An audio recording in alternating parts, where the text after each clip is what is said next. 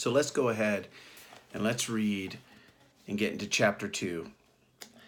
The alarm clock sang, "I like to move it, move it."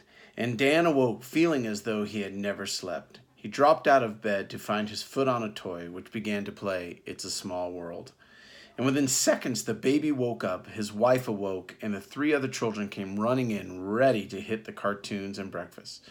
"So much for not waking the house," Dan's wife, Dina, said sarcastically and upset. Dan turned toward Dina and spoke back with a negative tone. "Sorry, honey, I didn't see the toy." Dina softened her tone and said with less sarcasm, "Next time, please look first." Dan softened his tone and then with a firm voice said, "I will. However, it won't make a difference because I don't have night vision and I would not have seen it anyway. Maybe if someone had put the toy away where it should have been, I would not have stepped on it. If you were home more, perhaps you could help me clean up. I can't keep up with everything myself." Dina was not happy that everyone was up at this added 2 hours of disciplining, coaching, catering, cleaning, and refereeing to her day. Dan knew what Dina was thinking, but he could only focus on what he thought was important.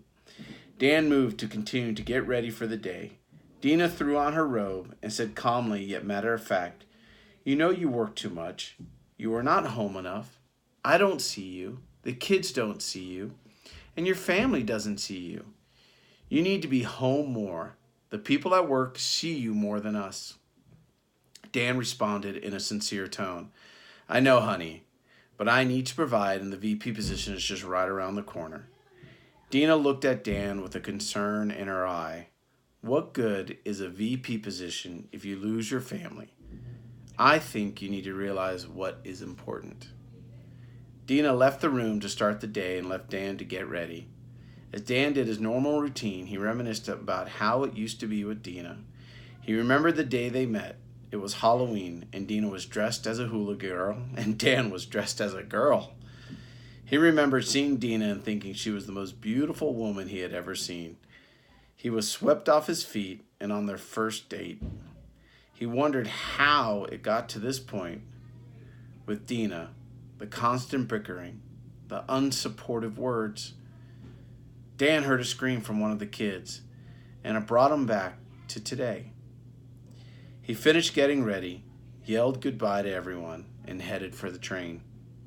He made it to the station just as the train pulled up. He climbed on and headed for his usual seat.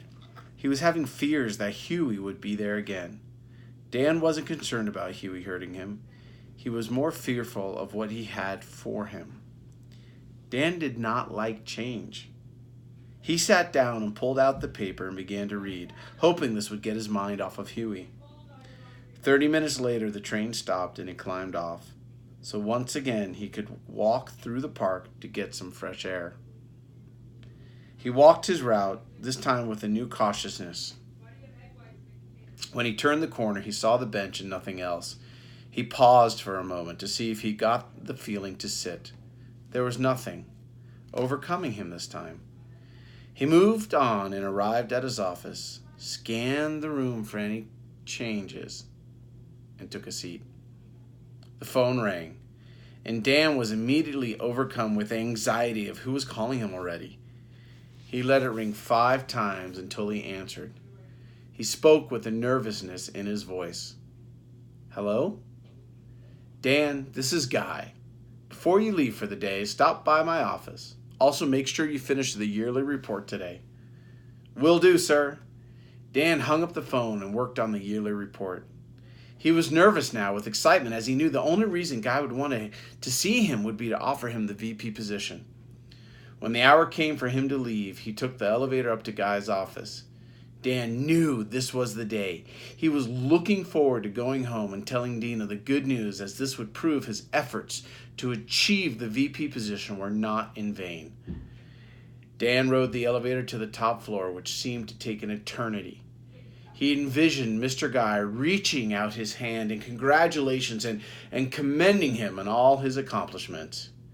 He could hear the words, "Dan, you are an exceptional partner in our business, and we value all your input and hard work." Dan saw the compensation agreement placed in front of him that had everything he wanted. The elevator stopped. a voice came over the elevator speaker. 20th floor. The doors opened, and there was Mr. Rufus Guy, the president, with a big welcoming smile on his face. Dan could tell by the smile that this was the day of rejoicing. Mr. Guy's office was surrounded by windows. His desk was a dark solid walnut that shined as if it was just waxed. His chair was deep brown leather that had his initials engraved at the top. He was wearing a dark custom suit with a bold red tie. His shoes were polished brightly, reflecting the sun's light entering from all the windows. Mr. Guy was in his 50s. He was groomed to perfection. There was not a hair out of place, but his face showed wear from lack of sleep. His posture was bent from years of sitting in meetings. Dan walked with a reluctant confidence into Mr. Guy's office. Mr. Guy stayed seated and politely gestured to Dan. He smiled at him to give Dan reassurance that everything was okay. He then told Dan in his direct tone, "Have a seat, Dan." Dan sat down in the brown leather chair facing Mr. Guy's desk. The chairs were positioned far enough away to ensure no one could reach the desk. Dan's leg began to twitch. Mr. Guy leaned back in his chair and said, "As you know, we have a VP position open. And I have had my eye on you and have taken notice of your commitment." Dan's leg began to twitch even more from the excitement he was feeling. "Thank you, Mr. Guy. And I want you to know that your commitment is extremely valuable to this company and the future." Dan could see it all coming true now. His visions in the elevator, all the years of hard work and sacrifice were paying off. He could see the joy on Dina's face. Dan responded, "Thank you again, Mr. Guy." Mr. Guy then leaned forward and placed his elbow on the desk. He looked at Dan and said, "Yet, after an arduous process of all the candidates, the board and I have decided to hire a person from outside the company who we believe can give us fresh ideas." Dan was silent.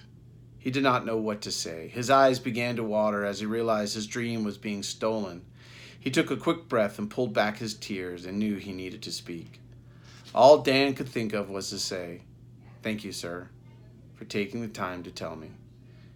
"Yes, Dan, keep up the great work, and I hope you understand. We still believe in you and think you have a great future here," Mr. Guy said with a bit of compassion. Dan left the office and headed down the elevator. The ride was even longer. All his visions of joy and happiness became thoughts of depression, sadness, and frustration for every floor he dropped. The doors opened, and the voice on the elevator speaker said, "Ground floor." Dan looked up at the speaker and with a voice of devastation said, "I know I'm at the ground again." He walked out of the elevator and did not want any of his coworkers to think anything negative happened. He went to his desk, grabbed his folder, and walked out as he felt he earned to leave early that day. His head was down, his heart was sinking, and he felt defeated, cheated, and taken advantage of. Dan felt lost. He walked toward the train station, turned the corner, and saw the bench. Once again, he felt the pull to sit. Perhaps this time it was because his legs felt so weak. Dan sat down on the bench, placed his elbows on his knees, and he held his face with his hands. He took a breath as he was slowly exhaling. Huey arrived from behind the bench. "Tough day, Dan?" Huey asked with true compassion. Dan didn't care and just turned his head and asked, "Who are you?" "I am Huey. I already told you that, didn't I?" Huey nodded his head in confirmation to Dan. Dan sat back against the bench. "Yes, but who are you really?" Huey snickered as if he knew this was the beginning of something great. "Who am I? Who am I?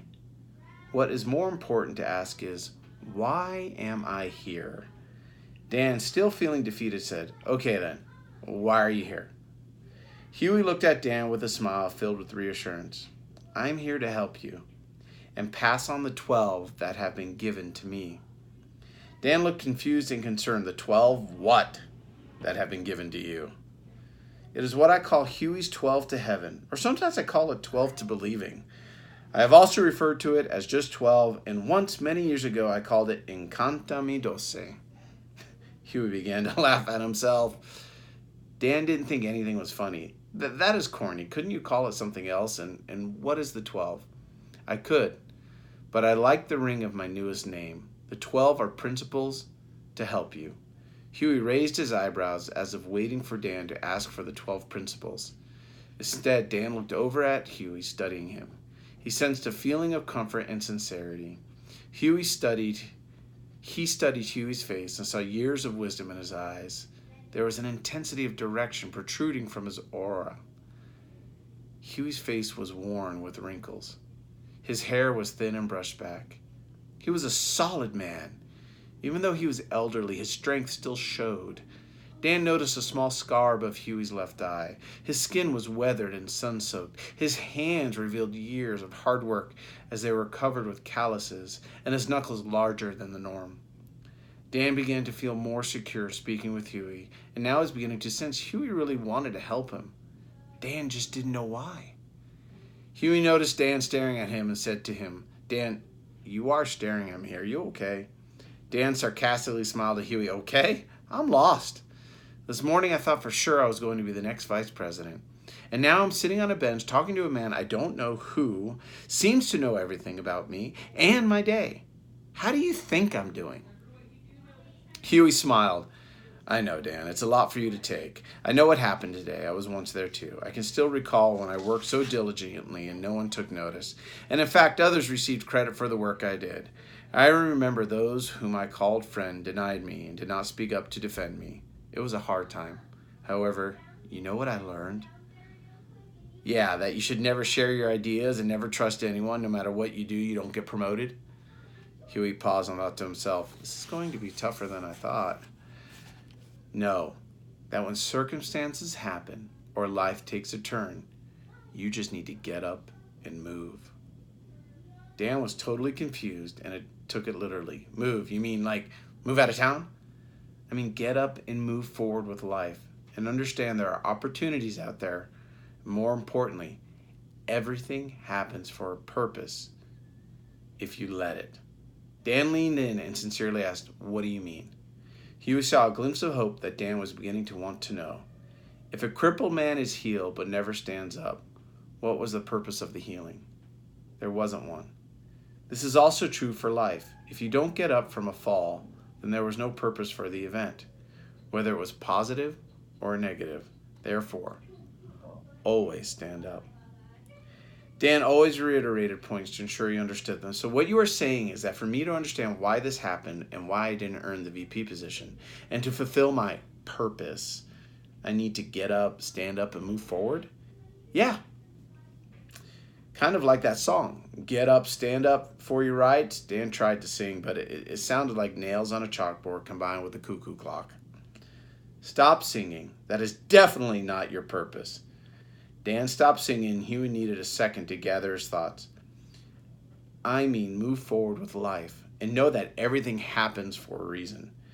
Dan stared straight up to the sky as if he was asking for a higher power. How do you do that?" Huey showed signs of joy as he could tell Dan wanted to learn. "Simple. You stand up and walk. Dan, you must know that you are here on this earth for a reason and that there is a purpose for you."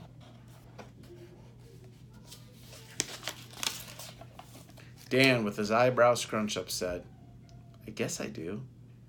Huey's eyes opened up wide and filled with electricity. He said, "There is, Dan, but first you need to move." And that's the beginning of Huey really teaching Dan some of his lessons. You got to read the book, The Bench. You will gain the 12 principles from Huey. You will gain his insight. You will gain just something just so magical and so helpful to you, but real life principles that will help you achieve what that is you want to achieve. And that what you want to achieve is really just God-given purpose. I know we all have so many things we want to do and so many things we want to create. But remember, you're important. Whatever that is that you're doing, it is important. But learn Huey's 12 principles to help you achieve your purpose.